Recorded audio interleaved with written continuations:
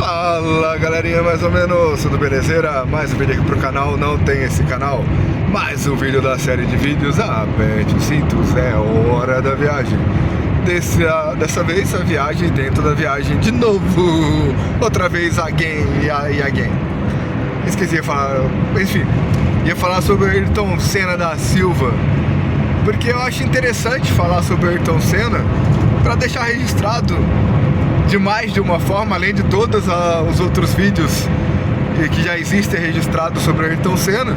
Se por acaso alguém da nova geração, né, chegar até esse vídeo, ouviu o depoimento de uma pessoa comum, né, que acompanhou o Ayrton Senna, uma fase do Ayrton Senna, que eu era criança, na época que o Ayrton Senna estava na Fórmula 1 dos anos 90, e lembro de tinha uma certa noção, mas depois, lá em 2000 e pouco, né, mais de 10 anos depois da morte do Senna, comecei a assistir os vídeos das corridas dele, que tem disponíveis aqui no YouTube e outras plataformas também, os vídeos das entrevistas que ele deu e entrevistas que outros pilotos deram, não só para repórteres brasileiros, porque aí tem aquele negócio, né, o piloto lá, sei lá, o Schumacher, o Hamilton, o piloto da Alemanha, da Inglaterra, etc e tal, vai falar com o repórter do Brasil, aí ele fala do Ayrton Senna pra puxar o saco e tal, mas não é o caso.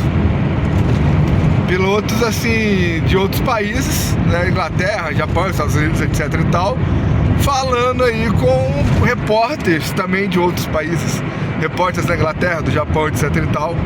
Então assim, sem necessidade deles puxarem o saco, se eles falarem do Ayrton Senna, falarem bem do Ayrton Senna e tal. E mesmo assim a maioria deles falam, tirando o Piquet, que tem uma rixa pessoal, não sei exatamente por quê que o Piquet com o Senna tem uma rixa, mas enfim.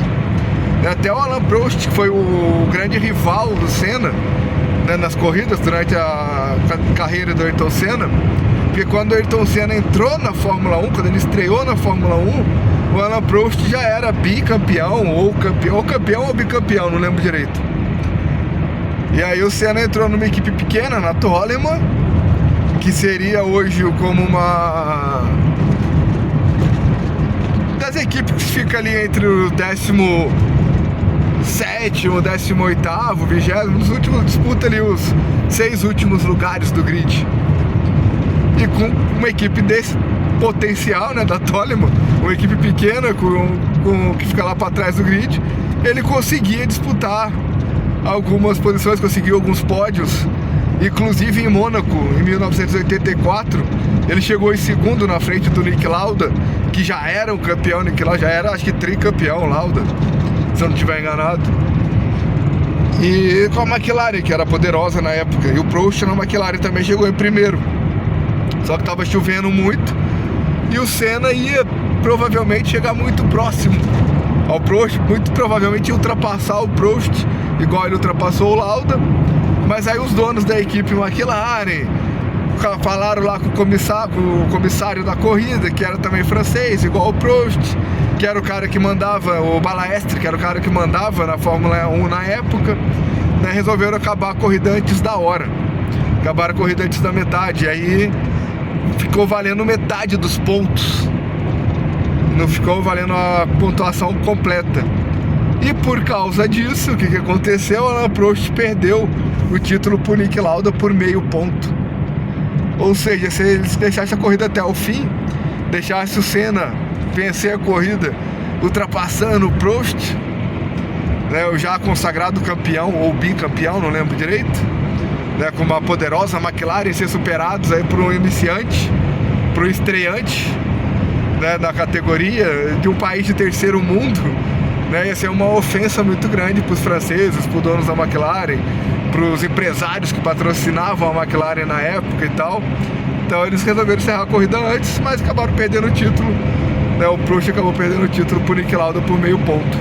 Se tivesse valido a corrida inteira e a pontuação fosse inteira, com a pontuação total do segundo lugar, o Prost teria ganho o campeonato do Niki Lauda com a vantagem de 1 ou 2 pontos de diferença. Mas acabou ficando meio ponto atrás, porque essa corrida valeu só meio ponto. E aí depois em 85 ele já foi para Lotus, não lembro. Eu sei que em 86, o terceiro ano dele Fórmula 1, já na Lotus, que é uma equipe de meio intermediário ali, que brigava ali pelo 8º, 10º lugar do grid. Ele conseguiu a primeira vitória em Estoril, no Portugal. Em Portugal, na pista de Estoril. Então, assim, o Ayrton Senna, além de toda a habilidade como piloto, toda a consistência, porque assim, os pilotos tentam manter ali o carro durante o tempo da corrida, durante as 2 horas de corrida. Geralmente a corrida dura mais ou menos 2 horas. Os pilotos tentam manter o carro ali em 100% do tempo, no máximo, no funcionamento máximo do motor. Tentam fazer a curva na velocidade mais rápida que eles conseguem fazer a curva. Como o próprio Ayrton Senna falava, né? Na reta qualquer um acelera. A gente ganha a corrida na curva, achando a melhor tangente pro carro, né? Pro acerto do carro, achando o acerto aerodinâmico do carro e conseguindo levar o carro no extremo, no limite extremo de velocidade que o carro rende naquela curva. Só em todas as curvas. Só que isso desgasta pra caralho o piloto. Ainda mais na época que não tinha nenhum componente eletrônico, era tudo no braço. Câmbio manual, né? Passava a marcha manualmente. E eram 1000 cavalos de potência, 1200 cavalos de potência ali, né? Direto nas rodas e tal. Então, assim, era um serviço muito extenuante, muito cansativo pro piloto. E a maioria dos pilotos mantinha ali 80% do tempo da corrida o carro no 100%. 85%, 89%. O Senna mantinha em 90%, 92%. E o Senna, quando ele estava disputando com o Prost, que os dois tinham o mesmo carro, a mesma McLaren, o Senna se desafiava cada vez mais, porque o Senna queria superar o Prost. Porque, como eu falei, quando o Senna começou na Fórmula 1, o piloto a ser superado era o Prost. O Prost era o maior campeão da Fórmula 1, porque o Niki Lauda estava aposentando já. Então o Senna ali, ele usava como estímulo ter um rival melhor que ele para superar aquele rival. Quando ele superava aquele rival, significava que ele melhorou como ele mesmo, melhorou as próprias marcas dele. Então, assim, na última corrida do Senna em Imola, em 94, o Senna tinha com o rádio ali a comunicação com a cabine de transmissão e sabia que o Prost estava na cabine de transmissão, que em 94 o Prost estava aposentado. E aí o Senna, numa das passagens perto da cabine, ele falou: que saudade de você aqui no meio da pista, Prost. Porque o Prost era um adversário que estimulava o Senna a sempre ser o melhor. Porque se ele errasse, se ele não desse o máximo, ele perdia pro Prost, o Prost ultrapassava ele. Então, assim, toda essa garra de determinação como piloto foi o que fez o Japão até hoje, 2026, mais de 30 anos depois da morte dele, no dia 1º de maio, que é o dia da morte dele, milhares de japoneses fazem homenagens para ele. Porque o Senna chegava no autódromo, que geralmente a Fórmula 1 chega na cidade onde vai ter a corrida, na quarta-feira, quinta-feira começam a chegar os carros, os mecânicos. Na sexta-feira os mecânicos montam os carros, tem os pilotos de teste e tal. Aí os próprios pilotos chegam no autódromo num determinado horário, porque eles têm que fazer várias coisas, aí várias entrevistas, né, vários negócios de ir lá nos patrocinadores, né, nas fábricas dos patrocinadores, fazer jantares, festas, etc e tal, que faz parte dos contratos dos pilotos, né, o marketing e tudo mais. E aí depois eles vão pro autódromo, ficam ali no autódromo 1, 2 horas, sei lá, faz algumas voltas no carro para ajustar algumas coisinhas, passa pro mecânico e vai embora. No sábado eles voltam no horário marcado lá, fazem o treino livre, treino classificatório, aliás, desculpa. Aí depois do treino eles pegam e vão embora.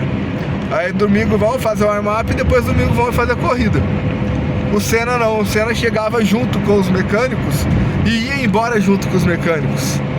O Senna andava na pista a pé, andava na pista de bike, olhando o asfalto, olhando as curvas, olhando as tangentes, olhando a situação dos guarda-reios, das caixas de brita, da zebra, olhava todos os detalhes da pista. Ficava junto com os mecânicos lá até altas horas no autódromo, na quinta, na sexta, no sábado, ajeitando o carro, passando informações sobre o carro e tudo mais. O japonês, né, o oriental, o ocidental, eu sempre confundo. Mas o japonês de modo geral, oriental de modo geral, ocidental de modo geral, tanto faz, são muito de trabalho, então eles viam o Senna trabalhando daquele jeito, além da garra, determinação e tal, do foco, e por isso ficaram admirados com o Senna.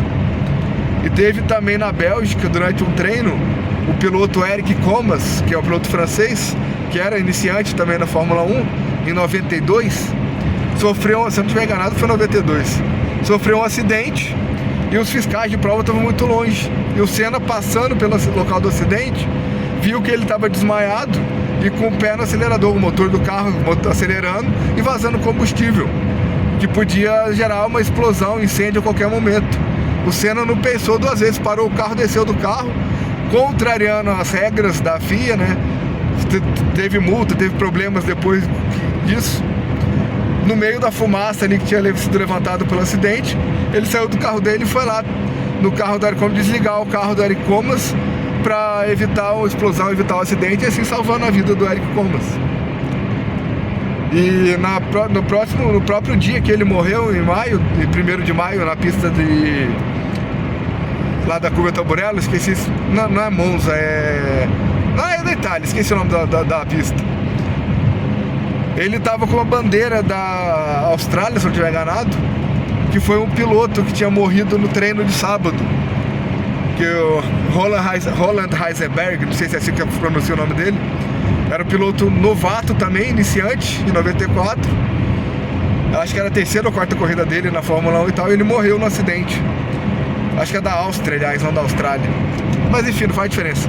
O Senna pediu lá pra equipe dele arrumar uma bandeira que, se ele vencesse aquela corrida, ele ia dar uma volta, igual ele fazia levantando a bandeira do Brasil quando ele vencia as corridas, né? Ele ia levantar a bandeira da Áustria para homenagear o piloto que morreu. E ele levantava a bandeira do Brasil para comemorar as vitórias, porque foi na época que o Brasil estava mal no futebol, estava numa fase ruim no futebol, e crise no país, crise financeira, etc e tal. E aí, para mostrar que um brasileiro dava certo, que o brasileiro podia vencer também, ele pegou a bandeira do Brasil quando venceu e virou um símbolo, né, dele vencer a corrida e levantar a bandeira do Brasil. Que apesar de todas as merdas que aconteciam, todas as coisas erradas que aconteciam no Brasil, ele tinha orgulho de ser brasileiro e sabia que os brasileiros ficavam felizes com a vitória dele e queria mostrar para o mundo inteiro que o brasileiro pode vencer também, pode chegar no top do esporte mundial, que é o automobilismo, né? A Fórmula 1 é o top do automobilismo do esporte mundial, junto com a Fórmula Indy atualmente, né? Que a Fórmula Indy na época não era assim tão forte. Apesar que ele quase mudou para a Fórmula Indy em 92, porque aconteceu aquela treta toda de 89, 90, de anularem a corrida dele, né? Por alegarem que ele passou dentro da chicane, mas a chicane é para usar para passar dentro da chicane em caso de acidente, e foi o que aconteceu, o acidente em 89, né? Tal, acidente intencional. A câmera frontal mostra muito bem o Prost fazendo a curva antes da hora para causar o acidente. E aí toda aquela treta de 89 e 90. Aí o Balaestre, que era o dono da FIA, falou que ele tinha que mandar uma carta de desculpas. Ele não mandou, porque ele não estava errado, ele não tinha que pedir desculpas e nada. Mas a equipe, para poder inscrever ele, escreveram uma carta como se fosse ele e mandaram lá pro Balaestre para ele poder ser liberado, senão o Balaestre não ia liberar ele para ele disputar a Fórmula 1 em 90, 91. E aí ele estava já a pé da vida com essas politicagens, com essas coisas erradas que aconteciam na Fórmula 1 e com as regras, igual ele falava também, homens, né, senhores de terno e gravata que nunca entraram no cockpit, querem definir as regras e leis do que é ultrapassagem segura, do que é manobra e do que não é manobra limpa, né, numa corrida, que era um absurdo, que são os pilotos que tinham que definir isso. E aí ele estava todo pé da vida com a Fórmula 1, desanimado com a Fórmula 1 por causa dessas questões todas. E aí o Emerson Fittipaldi, que era amigo dele, também campeão da Fórmula 1, da Fórmula Indy, chamou ele fazer um teste na Fórmula Indy. Ele foi fazer um teste sem compromisso nenhum, ele só queria ver como que era, porque na época a Fórmula Indy era um pouco inferior à Fórmula 1. Mas aí, né, talvez, se ele tivesse ido para a Fórmula Indy, teria sobrevivido, estaria vivo. Ou talvez não também, talvez sofresse um acidente na Indy e morresse do mesmo jeito em 1º de maio de 94, porque era o destino dele, já estava programado para no 1º de maio de 94 ele morrer. Mas enfim, deixou o legado aí que eu recomendo. Se você não conhece a história do Ayrton Senna, procure os vídeos do Ayrton Senna, né, as entrevistas dele, da entrevista dos outros pilotos, e os vídeos da corrida, para ver como ele pilotava e a diferença que ele fazia, porque na época dele só tinha piloto fera, né? O Niki Lauda no comecinho, Alain Prost, Nigel Mansell, Gerhard Berger, Damon Hill, Maurício Gugelmin, entre outros vários pilotos aí, até o próprio Schumacher, que o Schumacher entrou na Fórmula 1 em 93 ou 94, se não estiver enganado. E pegou um pouco do final da carreira do Senna, né? Mas enfim, tá aí, o vídeo ficou longo pra caramba, vou encerrar.